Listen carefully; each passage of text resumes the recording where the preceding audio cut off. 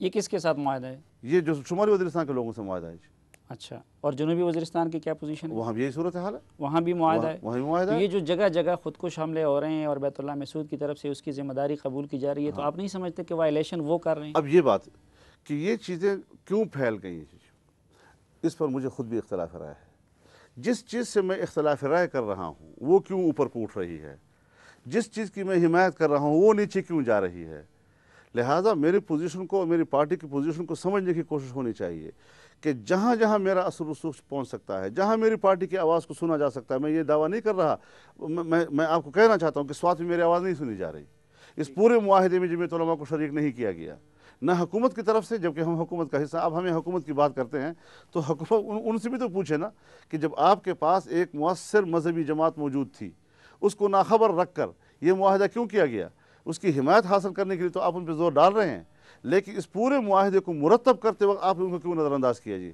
تو یہ ساری چیزیں صافی صاحب وہ ہیں کہ اگر نہیں، تو ہم تحریک طالبان کے سربراہ تو بیت اللہ محسود ہیں، کیا وہ آپ کی سنتے ہیں؟ ان پہ کوئی اثر ہے؟ نہیں سنی نا، میں یہی تو کہہ رہا ہوں کہ جو ایک ہماری ایک رائے تھی کہ پاکستان میں سیاسی جماعت جمعیت علماء موجود ہے، دوسری جماعتیں موجود ہیں، وہ ملک کے اندر اس کاز کی حمایت کر رہی ہیں، کوئی ایسی تنظیم یا فورم کہ جس کے بعد پھر ان کے اپنے فیصلے ہوں اور اپنا عروج ہو اور اپنے راستے بن جائیں، یہ پاکستان کے اندر نہیں ہونا چاہیے تھا۔ اور میں جو فرق کرنا چاہتا تھا کہ اگر ملک سے باہر کوئی حکمت عملی بناتا ہے تو ان کو تو ہم حق دے سکتے ہیں، لیکن اگر ملک کے اندر کوئی تنظیم آئین اور قانون سے باہر جانے کی کوشش کرے تو پھر ہم اس سے اختلاف رائے اپنی طور پر کریں گے، اور ہم یہ کہیں گے کہ ایسا مت اس کریں۔ میں مولانا صاحب ایک بات یہ آ جاتی ہے کہ حضور کی ہدایت ہے کہ مسلمان جو کام اپنے لیے پسند کرتے وہ دوسرے کے لیے بھی پسند کرتے۔ پھر یہاں پہ یہ تضاد نہیں آ جاتا کہ آپ جو چیز اپنے لیے پسند نہیں کرتے وہ افغانیوں کے لیے یا کشمیریوں کے لیے پسند کرتے ہیں کہ ٹھیک ہے ادھر تو لڑیں ادھر نہ لڑیں،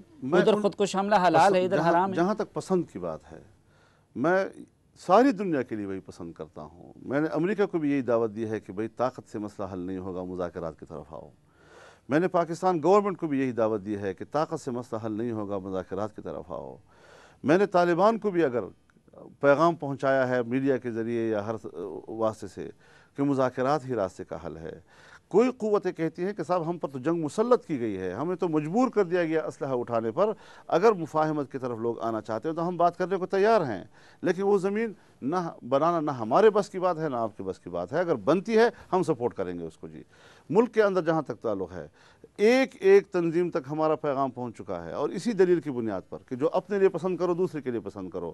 سو اگر میں مذاکرات کو اور قانون کے دائرے میں جدوجہد کو اور ایک مثبت اور غیر مسلح جدوجہد کو اپنے لیے پسند کرتا ہوں، میں اللہ کو گواہ بنا کر پیش کرتا ہوں کہ میں دوسرے کے لیے بھی یہی راستہ پسند کرتا ہوں۔ اگر کوئی نہیں مانتا تو یہ اپنی جگہ پر، لیکن اب رہا یہ بات کہ اگر ایک آدمی نہیں مانتا، ایک غلط جہت پہ نکل چکا ہے، اب حکومت بڑی تحمل والی چیز ہوتی ہے، حکومت ماں باپ ہوتی ہے، ملک کے اندر شورشیں پیدا ہوتی ہیں۔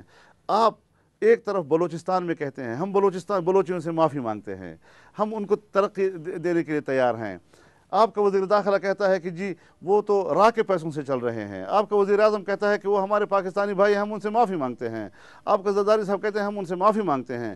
ایک طرف مسلح قوتیں پہاڑوں میں چڑھی ہوئی ہیں اور وہ آپ کے خلاف بغاوت کر رہی ہیں، وہاں تو آپ کہتے ہیں کہ ہم مذاکرات کرتے ہیں اور بھائی چارے کے طور پر، لیکن دوسرا معیار آپ کا جب صوبہ سرحد اور فاٹا میں اترتا ہے تو وہاں پر آپ طاقت کا استعمال کرتے ہیں۔ لیکن ادھر مولانا صاحب دور معیار کیوں ہیں آخر؟ یہاں آپ کے دور معیار کی بات کی جاتی ہے کہ دیکھیں مولانا صاحب خود تو کہتے ہیں کہ مسلح جدوجہد پہ میں یقین نہیں رکھتا، یہ اسلام کے لیے بھی نقصان دہ ہے، پاکستان کے لیے بھی نقصان دہ ہے، لیکن جب سوات کے طالبان، وزیرستان کے طالبان مسلح جدوجہد کرتے ہیں تو مولانا صاحب حکومت کے خلاف تو جلوس نکالتے ہیں، لیکن ظاہری بات ہے ان کے اس مسلح جدوجہد سے آپ خود کہتے ہیں کہ وہ رستہ ٹھیک نہیں ہے، اس سے اسلام کو نقصان پہنچ رہا ہے، آپ پھر اس کو کیوں کنڈیم نہیں کرتے، اس کے خلاف کیوں مظاہرہ نہیں کرتے؟ اگر آپ مجھ پر یہ سوال کرتے کہ پھر جب آپ کی بات نہیں مانی جاتی تو پھر بلوچستان کے حوالے سے آپ، بلوچوں کے حوالے سے آپ کیوں میدان میں نہیں آتے، میرا تو ایک ہی معیار ہے، میں تو جو بات سرحد کے لوگوں کے لیے کہہ رہا ہوں وہی بات میں بلوچوں کے لیے بھی کہہ رہا ہوں۔ میں وہاں بھی فوجی آپریشن کی حمایت نہیں کر رہا، لیکن آپ مجھے یہ بتائیں کہ پبلک کے اندر سے اگر عوام اٹھتے ہیں کسی مسئلے پر، تاجر ہیں، وکلاء ہیں، کوئی اور طبقہ ہے، روڈوں پر نکل آتا ہے جس کی رائے سے میں اختلاف کرتا ہوں، کیا آپ نے دیکھا کہ پھر میں عوام کے لیے بھی ان کی مخالفت میں جلوس نکالتا ہوں؟ اچھا، حکومت کا ایک اپنا جسم ہے، عوام کا ایک اپنا جسم ہے، ان کے اندر سے اٹھنے والی تحریکیں جو ہے اس کا ایک اپنی حیثیت ہوتی ہے۔ آپ نے دیکھا کہ اتنی بڑی تحریک ملک کے اندر سیاسی جماعتوں نے مولانا صاحب اٹھائی، اگر ہم اس کے خلاف حکومت کوئی یا نہیں فوج اٹھے سے کہے گی۔ کہ آپ لوگ طاقت کا استعمال نہ کریں، وہ کہتے ہیں ہم تو آخری حد تک گئے، خصوصاً سوات کے معاملے میں، کہ حکومت نے ان کے ہر جائز و ناجائز مطالبے کو تسلیم کر لیا، اس کے باوجود بھی وہ بات نہیں مانے۔ آپ کیا یہ گارنٹی دے سکتے ہیں کہ آپ طالبان سے ہتھیار رکھوا دیں گے کہ ہم حکومت سے کہیں کہ بھائی آپ لوگ آپریشن بند کریں؟ سوات میں طالبان کے ساتھ معاہدہ اب کے نہیں ہوا، اب تو صوفی محمد کے ساتھ ہوا ہے۔ طالبان کے ساتھ معاہدہ تو پچھلے سال ہوا تھا، اور یہ فضل اللہ اور مسلم خان اس معاہدے کا حصہ ہیں جو 1.25 سال پہلے اس کے ساتھ معاہدہ ہوا تھا۔ میں نے صوبہ سرحد کے اکابرین سے یہ کہا تھا جو حکومت میں ہیں، ان سے میں نے عرض کیا تھا کہ آپ نے ایک ایسا معاہدہ کر لیا ہے کہ آپ نے اس کا اسلحہ نہیں رکھوایا۔ تو جب آپ مسلح لوگوں کے ساتھ معاہدہ کرتے ہیں اور اسلحہ ابھی تک ان کے کاندھوں پہ ہے تو یہ تو پھر دوبارہ خراب ہو جائے گا۔ نہیں تو بات تو یہ طے ہوئی تھی کہ صوفی صاحب اعلان کریں گے جلسے میں ان سے اسلحہ رکھوا دیں نہیں، گے۔ صوفی صاحب کا مسئلہ الگ ہے۔ میں یہ بات کہنا چاہتا ہوں کہ جن کو آپ طالبان کہتے ہیں سوات کا، ان کے ساتھ معاہدہ نہیں ہوا ہے، معاہدہ ان کے ساتھ پچھلے سال ہوا تھا جو اس وقت ٹوٹ چکا تھا، اور اس کے بعد حالات گھمبیر ہو گئے۔ ابھی جو آپ نے معاہدہ کیا ہے اس میں طالبان فریق نہیں ہے، اس میں صوفی محمد ہے، وہ صوفی محمد جو کالعدم تنظیم کا سربراہ ہے، اور معاہدے میں وہ چیزیں ڈالی گئی ہیں جو آئین سے ماوراء ہیں۔ لہٰذا جب مذاکرات کیے جاتے ہیں تو آپ کو تمام وہ وسائل استعمال کرنے ہوں گے کہ جس میں آپ فریق مخالف کو اس بات پر آمادہ کریں کہ ہر معاہدہ کرو لیکن آئین کے دائرے کے اندر رہ کر کرو۔ لہٰذا انہوں نے، آپ نے کہا نا کہ جو جائز ناجائز تھا ہم نے مان لیا، کیوں ناجائز مانا؟ کیوں آپ نے دوسرے لوگوں کو استعمال نہ کیا جو ان کے ذہن میں یہ بات ڈال سکے کہ بھائی آپ آئین کے دائرے میں رہتے ہوئے سب کچھ حاصل کریں اور حکومت سب کچھ نہیں، دے اب آپ تو کو؟ جو کچھ ہوا، اب آپ کہتے ہیں کہ آپریشن یا طاقت کا استعمال مسئلے کا حل نہیں ہے۔ اب کیا اس سٹیج پہ آپ یہ گارنٹی دے سکتے ہیں کہ آپ طالبان سے ہتھیار رکھوا دیں گے جو ہم حکومت سے کہیں کیوں؟ اس وقت نہیں ہو سکتا، کیوں؟ ہمارے رول کے دروازے بند ہو گئے ہیں، ہم صرف اپنی رائے دے رہے ہیں، ہم نے کوئی ڈنڈے نہیں اٹھائے، ہم نے فوج کے سامنے کھڑے ہو کر کوئی بندوقیں نہیں اٹھائی ہوئی۔ ہم نظریاتی لوگ ہیں، پارلیمنٹ کے اندر قوم عوام کے سامنے اپنی بات ضرور کہتے ہیں کہ ہماری یہ رائے ہے۔ یہ طریقہ غلط ہو گیا ہے، نہ ہم نے کسی کے خلاف ڈنڈے اٹھائے ہیں، نہ بندوق اٹھائے ہیں، نہ کسی کے خلاف جنگ۔ ہم اپنا کام اپنے طور پر کر رہے ہیں، ان کو یہ سمجھانے کے لیے کہ آپ یہ مسلح جنگ نہ لڑیں، ان کو یہ سمجھانے کے لیے کہ آپ مسلح آپریشن نہ کریں۔ نہیں وہ تو ٹھیک ہے، لیکن اب ظاہری بات ہے کہ جب آپ جیسی شخصیت بھی یہ ضمانت دینے کو تیار نہیں، یا وہ بھی بیچ میں نہیں پڑھنا چاہتے، تو پھر تو اس سے لامحالہ یہ نتیجہ نہیں نکلتا کہ ہاں بس یہی طاقت یہ آپشن رہ گیا ہے۔ بس اگر حکومت سمجھتی ہے کہ طاقت آپشن رہ گیا، کچھ نتائج سامنے آ جائیں گے، پتہ چل جائے گا کہ اس کا فائدے کیا ہیں اور نقصانات کیا ہیں۔ کیوں ہماری بات اگر اس طرح فضول سمجھی جاتی ہے کہ ہم کہتے رہیں اور کہتے رہیں اور یہ مولوی صاحب ہے بس کہتا رہے۔ نہیں، آپ کی بات کو تو فضول نہیں سمجھا جا رہا، اس کو تو بڑی اہمیت دی جا رہی ہے، اور لوگ کہتے ہیں کہ جب مولانا صاحب جیسے آدمی نے یہ بیان دیا کہ جی طالبان تو اسلام آباد سے صرف 60 کلومیٹر فاصلے پہ رہ گئے، کہتے انہوں نے ہی، مولانا صاحب ہی نے حکومت کو اور پنڈی اور اسلام آباد کے مکینوں کو ڈرا دیا کہ بھائی کچھ کرو، اور آپ کہتے ہیں مولانا صاحب مخالفت کر رہے ہیں۔ بالکل ٹھیک ہے آپ کی بات۔ میں نے جو بات کہی ہے، خوئے بدرہ بہانہ بسیار، جب آپ نے ایک کام کرنا ہی ہے تو میری بات کو بار بار اٹھا کر میں اگر اتنی سی بات کہتا نہیں، ہوں۔ اس کام کے لیے آپ نے ترغیب کیوں دی، ان کو ڈرا کیوں دیا ترغیب بیچاروں نہیں کو؟ تھی، حکومت کو مجھ سے پہلے پتہ تھا۔ یہ کیسے ہو سکتا ہے کہ میں ایک بات کہہ رہا ہوں ان کے انٹیلیجنس کو پتہ نہیں ہے؟ جی نہیں، آپ کے اس بیان کا مقصد کیا تھا؟ میرا مقصد یہ تھا کہ یہ ٹھیک ہے کہ معاہدہ ہوا، معاہدہ جس فریق کے ساتھ ہوا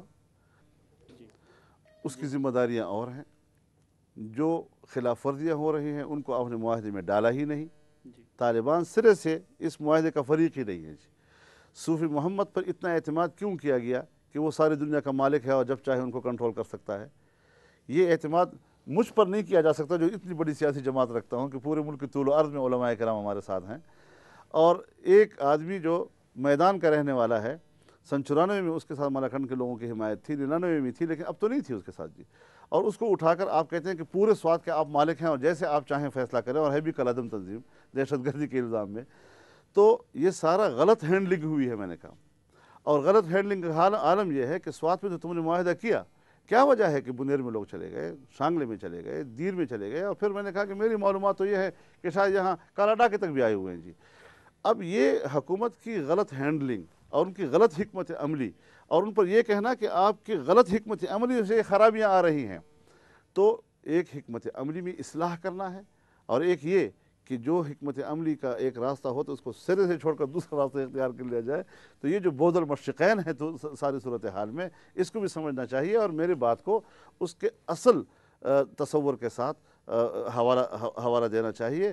اپنے غلط فیصلوں کے لیے اس کو حوالہ نہ دیا جائے. چلو آپ کے بیان نے کام دکھا دیا، کچھ اور وجوہات تھیں، حکومت کی غلطیاں تھیں، لیکن اب صورتحال یہ ہے کہ ایک طرف سیکیورٹی فورسز، دوسری طرف طالبان، یا ایک طرف حکومت دوسری طرف طالبان. مولانا فضل الرحمان صاحب کس طرف ہیں؟ میں صلح کی طرف ہوں. میں معاملات کو مذاکرات کے ذریعے اور مثبت ذرائع سے حل کرنے کی طرف ہوں. لیکن صلح کروانے کو بھی تو آپ تیار نہیں ہیں. آپ کہتے ہیں کہ مجھے ماحول دیا جائے، میں کیوں تیار کرنے کے لیے، میں اتنا بے بس بھی نہیں ہوں خدا کا فضل سے. لیکن جو ماحول پیدا کر دیا گیا ہے، آپ صرف فضل الرحمان کو چھوڑیں، کوئی بھی ملک کے اندر اب ایسا آدمی نہیں ہے جو یہ پیشکش کر سکے کہ صلح میرے حوالے کا. ماحول سے کیا مراد ہے؟ ماحول سے یہ ہے کہ جنگ بندی کی طرف اشارہ دیا جائے، جنگ بندی کے لیے کہہ دیا جائے کہ ہم اس سے واپس آنے کو تیار ہیں اور مثبت راستہ اختیار کرنے کو تیار ہیں. آئے بسم اللہ کریں، جو ہمارے بس میں ہوگا، نتیجہ اللہ کے ہاتھ میں ہے. لیکن اگر ہمارے بس میں ہے کہ ہم یہ کردار ادا کر سکیں، ہم مکمل طور پر عقلی اعتبار سے بھی، دلیل کی بنیاد پر بھی، پارٹی کی جو اثر رسوخ جس حد تک ہے اس حوالے سے بھی اس پہ پورا کردار ادا کرنے کے لیے طالبان پہ ہیں آپ کا اثر رسوخ؟ طالبان پہ ہیں؟ طالبان کوئی آسمان سے اترے ہوئے ہیں یار، اسی پاکستانی ہیں خدا کے بندے، کیسے وہاں پر آدمی اپروچ کر سکتا جی؟ لیکن راستے تو دیے جائیں. اب آپ اس وقت جو ہے میرا حلقہ ہے جی، بنو میں کرفیو ہے، بنو کی چھاونی سے گولہ باری ہو رہی ہے، جانی خیل کے لوگ جو ہیں وہ برباد ہو گئے ہیں جی، وہاں پورا شہر خالی کرا دیا گیا ہے، اور جناب صبح سے لے کر شام تک گولہ باریاں ہو رہی ہیں جی. آپ بتائیں کہ ان لوگوں کو جرم کیا ہے؟ لیکن آپ تو تصویر کا ایک رخ بتا رہے ہیں نا، ادھر گولہ باری ہو رہی ہے، لیکن پرل کانٹیننٹل ہوٹل پشاور اڑایا گیا، لاہور میں ایک بڑے نامور عالم دین کو شہید کیا گیا. نامور عالم قتل کو میں گھناؤنا جرم سمجھتا ہوں.